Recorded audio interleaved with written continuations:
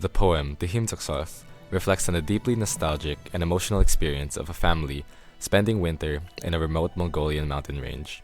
The narrator recalls their father leading the family to winter in a place called Hush, near a peak known as the Stop. Throughout the season, they observe the high mountains and the wildlife, particularly an old ibex standing atop the Tekhiin Stop. The father explains that the ibex, when it grows too old, climbs to its final resting place, looking over its beloved homeland one last time before dying. The poem captures the sense of connection to nature, the inevitability of life's end, and the bittersweet beauty of returning to one's birthplace to die. The father's somber mood reflects his understanding of the ibex's fate, which parallels a sense of human mortality. The poem closes with the family preparing to leave their winter home, and the father looking back at the peak and acknowledging the land that shaped their lives. Тэр жилийн тэрний өвлийн өнтэйгийа. Tekhiin zogsool гэдэг тэр ориглын өндрийгийа.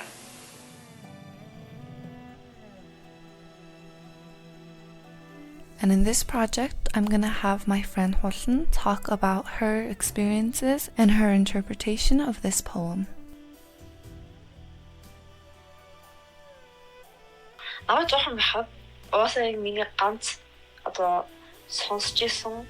Every summer when I was little, I'd head to the countryside and it was always the same routine. Summer would kick off and off we'd go.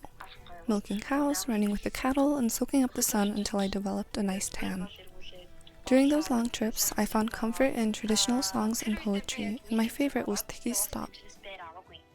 There are three things I absolutely love about this poem: its origin, the author, and the specific interpretation or reading by Gurbatsra. I remember one time in grade school I entered a recitation competition and I chose to read Tekhiin Stop. I didn't win, and part of me thinks it was because I hadn't truly made the poem my own.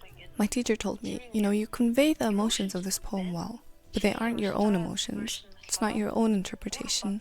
They're Gurbatsar's. It hit me hard, and I thought, what the fuck? What's there to understand? It's about the sad fate of a goat. But then my dad said, let's analyze it together, and that changed everything. At first the narrator feels joy seeing the goat because it's such a rare sight. But by the end he repeats the opening lines and the emotion has shifted to sadness and pride. The goat knows it's reaching the end of its life, but instead of burdening its pack, it musters the strength to climb to the highest point on the mountain, standing there proudly, looking over its homeland while waiting for death.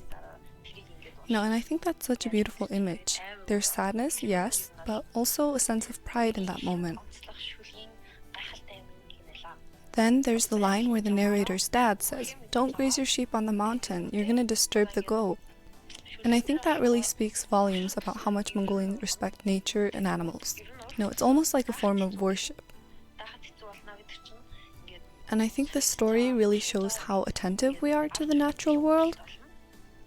After all, the goat isn't going to come down and announce its plans like, hey, I'm dying, I'm going to go up that hill and wait for my death. That's not what's happening. Instead, it takes days of observation to truly understand what the goat is going through in its journey.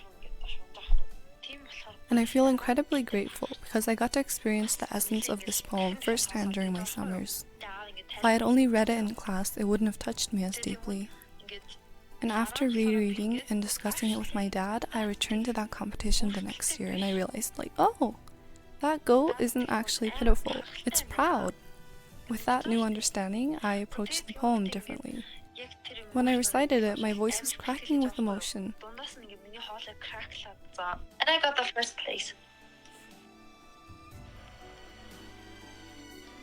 Тэр жилийн тэр нэгэн өвлийн өмтэйг Tekhiin zogsool гэдэг тэр өргөлийн өндрийг яана.